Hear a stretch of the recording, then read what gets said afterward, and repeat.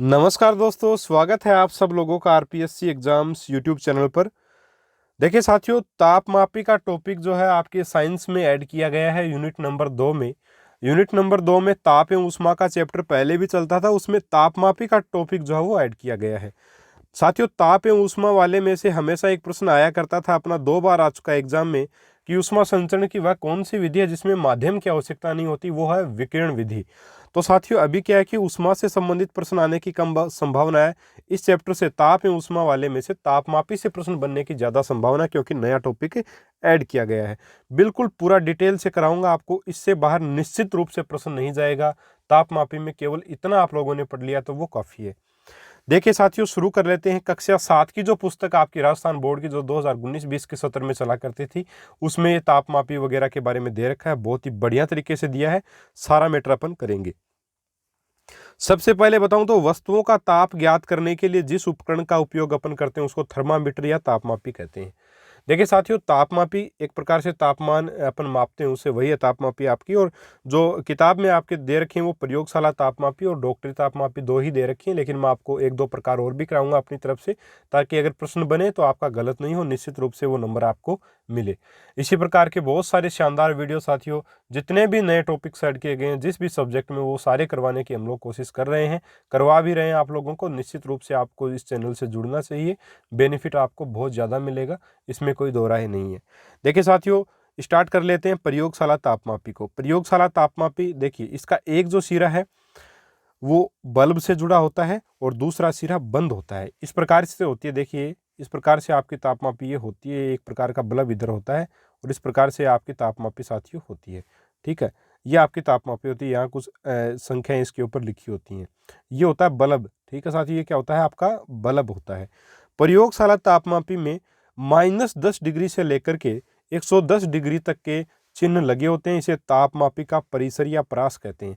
इसका मतलब क्या है कि ये जो प्रयोगशाला तापमापी है, इसके माध्यम से अपन -10 डिग्री से लेकर के 110 डिग्री सेंटीग्रेड के तापमान को आराम से माप सकते हैं। ठीक है, ये इसका मतलब। और ये इसकी क्या कहलाती है? परास कहलाती है। पूछ लिया जाए अगर आपसे कि प्रयोगशाला तापमापी की परास कितनी है, तो वो है -10 डिग्री सेंटीग्रेड से लेकर के 110 डिग्री सेंटीग्रेड। ध्यान में रखना है, इंपॉर्टेंट है। चलिए आगे बढ़ते हैं। देखिए, इसमें ताप मापने के लिए बल्ब वाला जो सिरा है उसको डुबो कर रखा जाता है। जैसे अपने को किसी पात्र में रखे पानी, गर्म पानी का तापमान मापना है अपने को, तो अपन क्या करेंगे, जो तापमापी अपनी होती है उसका जो बल्ब वाला जो नीचे वाला सिरा होता है बल्ब वाला, उसको जो है वो पानी में अपन डालकर रखेंगे, या जिसका भी ताप माप रहे हैं उसमें उसको डालकर रखेंगे, ताकि उसका अपने को सही तापमान पता लग सके। ठीक है, तो बस इतनी ही बातें जो है वो प्रयोगशाला तापमापी के लिए इंपॉर्टेंट है, ये आपको ध्यान में रखनी है। आप स्क्रीनशॉट ले सकते हैं, आप खुद इसको नोट कर सकते हैं, या फिर मैं जैसे ही नए टॉपिक्स को करवा देता हूँ एक बार फिर से साइंस के मेरे नोट्स जो हैं उनकी पीडीएफ आपको अवेलेबल हो जाएगी। ठीक है साथियों, अगला है डॉक्टरी तापमापी। देखिए, डॉक्टरी तापमापी का मतलब क्या है? हमारे शरीर का तापमान ज्ञात करने के लिए इस तापमापी का उपयोग किया जाता है। और इसमें जो है इसका परास क्या होता है, देखिए वो भी देखेंगे। इसमें सेल्सियस तथा फारेनहाइट दोनों पैमानों के चिन्ह लगे होते हैं। बिल्कुल डॉक्टरी तापमापी जो होती है उसमें आपका सेल्सियस और फारेनहाइट, यानी कि ये दोनों के दोनों जो है दोनों के निशान एक प्रकार से उसमें होते हैं। डॉक्टरी तापमापी की परास जो होती है, जो परिसर होता है, वो 35 डिग्री से लेकर के 35 डिग्री सेंटीग्रेड से लेकर के 42 डिग्री सेंटीग्रेड के मध्य होती है। अगर फारेनहाइट में अगर बात करें तो ये पैमाना जो है वो 94 डिग्री फारेनहाइट से लेकर के 108 डिग्री फारेनहाइट तक होता है। तो ये आपको बिल्कुल निश्चित तौर पे साथियों ध्यान में रखना चाहिए, काफ़ी इंपॉर्टेंट है एग्जाम की दृष्टि से, प्रश्न जो है वो इससे बनते हैं। ठीक है, तो ये फारेनहाइट में 94 डिग्री से लेकर के 108 डिग्री तक फारेनहाइट तक होता है, जबकि डिग्री सेल्सियस में अगर 35 डिग्री सेल्सियस से लेकर के 42 डिग्री सेल्सियस इसकी जो परास होती है डॉक्टरी तापमापी की। मानव शरीर का जो औसत तापमान है, ये प्रश्न पूछा गया था आरटेट 2012 में, बहुत ही आसान प्रश्न था। 37 डिग्री सेंटीग्रेड होता है, और अगर फारेनहाइट में बात करें तो होता है 98.6 डिग्री फारेनहाइट। ठीक है साथियों, और डॉक्टरी तापमापी को मुंह से बाहर निकाल देने पर भी पारे का तल नहीं गिरता है और ना ही ऊपर जाता है। ऐसा क्यों होता है साथियों? ऐसा इस तापमापी में बल्ब के पास स्थित विभंग, यानी जिसको किंक भी बोलते हैं, के कारण होता है, जो पारे के तल को अपने आप ऊपर या नीचे जाने से रोकता है। देखिए, आप देख सकते हैं इस चित्र में, इस वाले सिरे को जो है डॉक्टर जो है व्यक्ति के मुंह में लगा देता है, और थोड़ी देर बाद उसको निकालता है तो पारा जो है वो एक प्रकार से यहाँ से चढ़ता है ऊपर चला, यहाँ जो है, ठीक है। अब पारा कहाँ तक गया उसको देख लेता है, 35 है, 35 से लेकर के कहाँ तक होता है आपका 43 तक देर 42 तक देर का शायद, हाँ 42 डिग्री, 35 से 42 तक ये तापमान होता है, ठीक है। यहाँ 35 और यहाँ क्या है 42 है।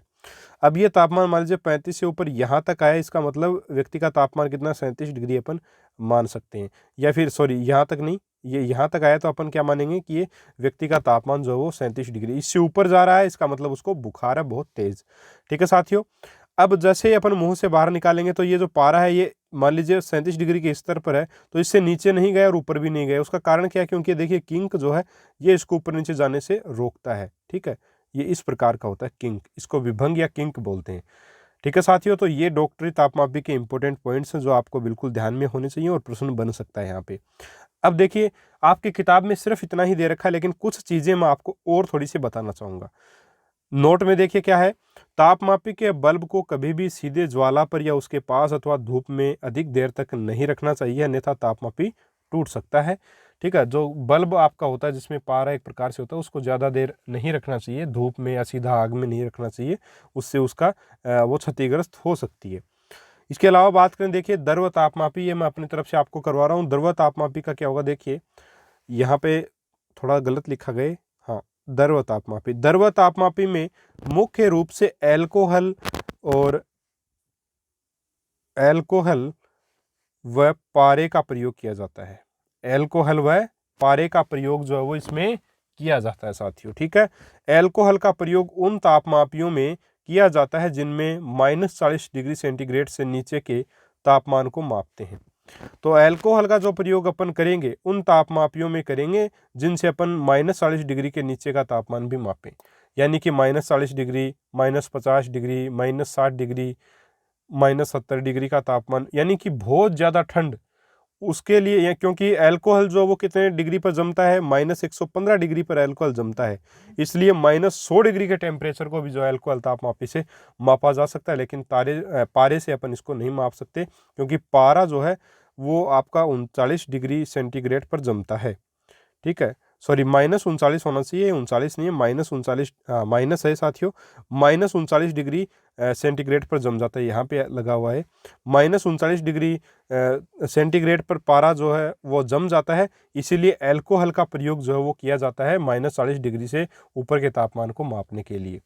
तथा पारा जो वो 357 डिग्री पर जो है वो उबलने लगता है, तो इससे कम ही इससे अपन मापते हैं।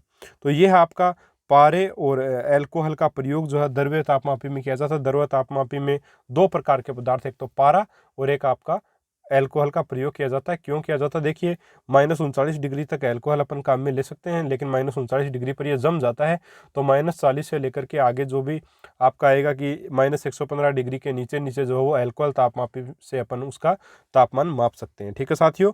चलिए आगे बढ़ते हैं। इसी कारण पारे का तापमान लगभग 40 डिग्री से लेकर के 350 डिग्री तक के तापमान को मापने के लिए प्रयुक्त किया जाता है, ठीक है। तो ये -40 है।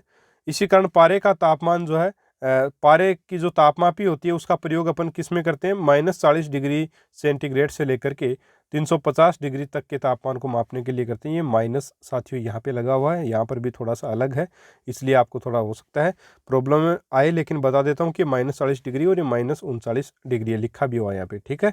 चलिए आगे बढ़ते हैं। देखिए गैस तापमापी। अब गैस तापमापी का उपयोग किसमें करते हैं, देखिए स्थिर आयतन हाइड्रोजन गैस तापमापी से 500 डिग्री तक के तापमान को मापा जा सकता है, और अगर हाइड्रोजन गैस के स्थान पर नाइट्रोजन गैस का उपयोग अपन कर लें तो उससे 1500 डिग्री सेल्सियस तक के तापमान को भी मापा जा सकता है। बहुत ही गैस तापमापी बहुत ही उच्च ताप को मापने के लिए ये बनी होती हैं, ठीक है साथियों।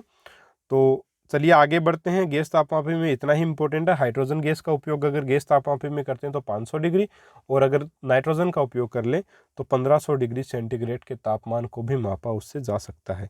फिर ताप युग्म तापमापी, ये क्या होती है, देखिए यह तापमापी सीबेक प्रभाव पर आधारित है। सीबेक प्रभाव क्या है वो भी मैं आपको बताऊंगा, पहले 2-4 लाइन और पढ़ लेते हैं कि इस तापमापी से -200 डिग्री सेंटीग्रेड से लेकर के 1600 डिग्री तक के तापमान को जो वो मापा जा सकता है। बहुत ही इंपॉर्टेंट है ताप युग्म तापमापी। देखिए -200 डिग्री से लेकर के 1600 डिग्री तक के तापमान को इससे मापा जा सकता है और ये सीबेक प्रभाव पर कार्य करती है। सीबेक प्रभाव क्या है देखिए, समझिएगा इसको।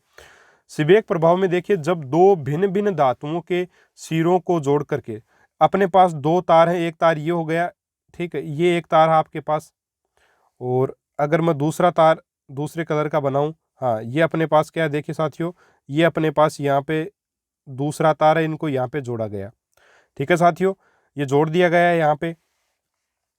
अब अपन देखें आगे, आगे क्या लिखा है, सिरों को जोड़कर एक बंद परिपथ बनाते हैं। ये बंद परिपथ अपन ने बना दिया तथा इस परिपथ की संधियों को अलग अलग तापों पर रखते हैं। तो ये तो एक संधि हो गई, इसको तो अपन ने रख दिया गर्म स्थान पर, ठीक है, इस संधि को तो रखा गर्म वाले स्थान पर, और इस जो है इसको रखा अपन ठंड के अंदर, अपने को अपने ठंडे स्थान पर इसको अपने जो है वो रख दिया।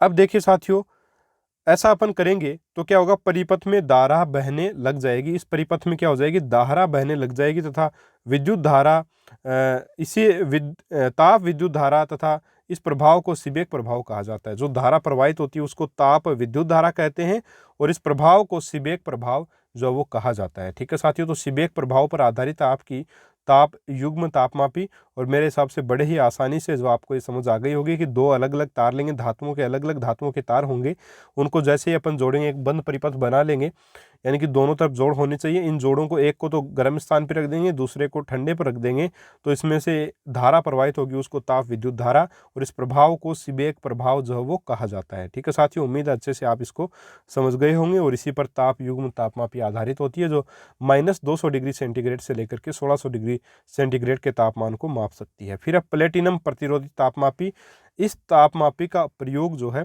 वो -200 डिग्री सेंटीग्रेड से लेकर के 1200 डिग्री सेंटीग्रेड के ताप को मापने के लिए किया जाता है। इसमें ताप का मापन प्लेटिनम के तारों के प्रतिरोध से होता है, तो ये भी थोड़ा सा ध्यान में रखिएगा। इसके अलावा है अधिकतम तथा न्यूनतम तापमापी। अधिकतम तथा न्यूनतम तापमापी आपकी किताब में दी हुई है साथियों। मौसम की रिपोर्ट में दिए गए अधिकतम तथा न्यूनतम तापमान की जानकारी देने के लिए इसका उपयोग जो वो किया जाता है कि अधिकतम तथा न्यूनतम तापमापी का मतलब है कि अधिकतम तापमान दिन का कितना रहा और न्यूनतम कितना रहा, वो है डिफरेंस वाली, है ना। फिर है अंकीय तापमापी, डिजिटल। देखिए, पारा एक विषाक्त पदार्थ है, अगर तापमापी टूट जाती है तो हमें नुकसान पहुंच सकता है, बिल्कुल निश्चित रूप से नुकसान पहुंच सकता है।